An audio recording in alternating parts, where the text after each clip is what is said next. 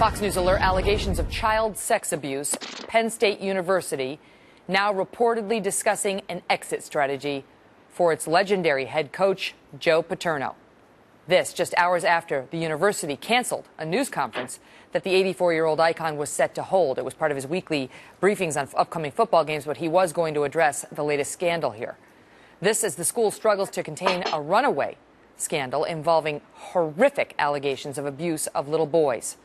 Former defensive coordinator, shown right here, Jerry Sandusky, once considered an heir to Paterno's football throne, charged with sexually assaulting young boys he met through his charity, and now there are questions about what officials at this university did or did not do to put an end to this.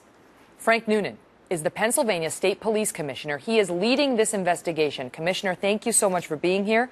I know you spent 30 years with the FBI. You say you have never seen anything like the alleged sexual abuse allegations in this case, and you say you want to know why the police were not called, because there was a grad student who saw Sandusky, he says, abusing a little boy in the shower back in 2003, and he reported it to Paterno. Paterno told school administrators, but no one called the cops. That's correct, Megan. And that no one did call the police. And what concerns me about this case, that we can show that it went on for apparently about 15 years, that there were certain points in this when it could have come to the police attention, or it did come to police attention, but nothing was able to be done. So the laws of the state of Pennsylvania, I believe, by the grad student, Joe Paterno, were followed. Of course, Mr. Curley and Schultz were charged, but with not reporting it to law enforcement authorities. But this went on for a very long time, and it's very disturbing. Well, and I want our viewers to know, so what you have is a grad student who sees the incident between Sandusky and a 10-year-old in the shower. He's so disturbed by it, he runs out, he calls his father. His father says, go tell Paterno. So he goes to Paterno's home, and he tells Paterno what he saw, he says. And then Paterno goes and speaks to his athletic director the next day at the athletic director's home. The athletic director is Tim Curley, 57. He's now under arrest. He tells Mr. Curley that the graduate assistant, this is according to the indictment, had seen Sandusky in the showers fondling or doing something of a sexual nature to a young boy. That is what the Attorney General is alleging. That's how Paterno described it to his athletic director, that this graduate student saw fondling or doing something of a sexual nature to a young boy. I ask you, Commissioner, then you have that athletic director going before the grand jury and saying, I wasn't really told by the graduate assistant that there was any sexual conduct in the showers. Not that he recalled. Yes, that's correct. And, of course, that resulted in being charged with perjury and the failure to report. And so same deal with this other guy, Gary Schultz, who is the vice president. He claimed he didn't really know much either. But let me ask you, you got the graduate student going to Paterno at his home. He's so disturbed that he goes to the guy's house to report what he has seen.